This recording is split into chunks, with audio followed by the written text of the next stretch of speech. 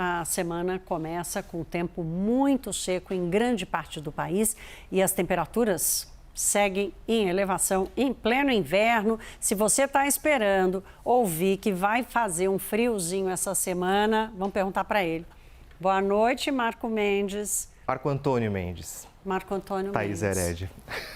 Correção ao vivo. Boa noite, Marco Antônio Mendes. Eu fiquei tão empolgada de fazer a brincadeira que eu esqueci o nome dele no meio.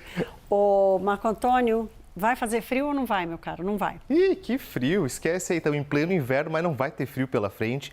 Inclusive, a gente está passando, né, Thaís, por um momento de veranico.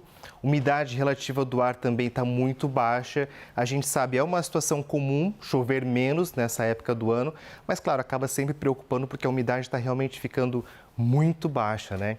Nesse momento, gente, tem uma massa de ar quente e seco sobre quase todo o país. Essa massa de ar está impedindo a formação de nuvens de chuva. É uma condição do tempo que deve permanecer, inclusive, por mais alguns dias. Só que isso, veja, tem derrubado muitos níveis de umidade no ar. Veja que quase todos os estados brasileiros, eles têm registrado umidade do ar abaixo dos 30%. Essas daqui são as cidades que entraram numa situação bem crítica nessa tarde.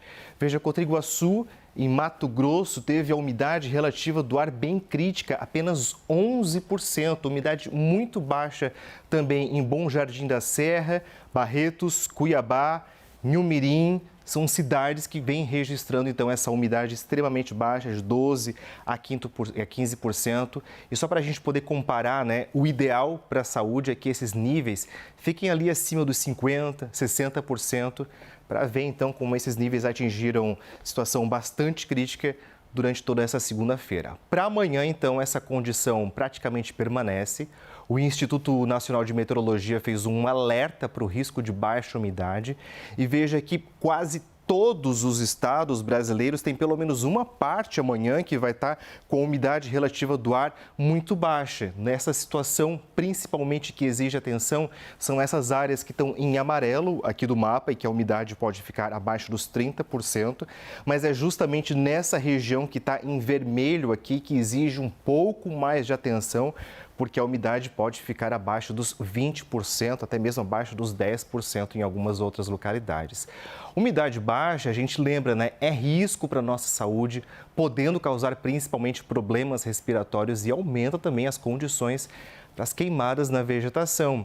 Já são quase 47 mil registros de queimadas só nesse ano e na comparação com esse mesmo período em anos anteriores, Thaís, esse então já é um aumento bem significativo.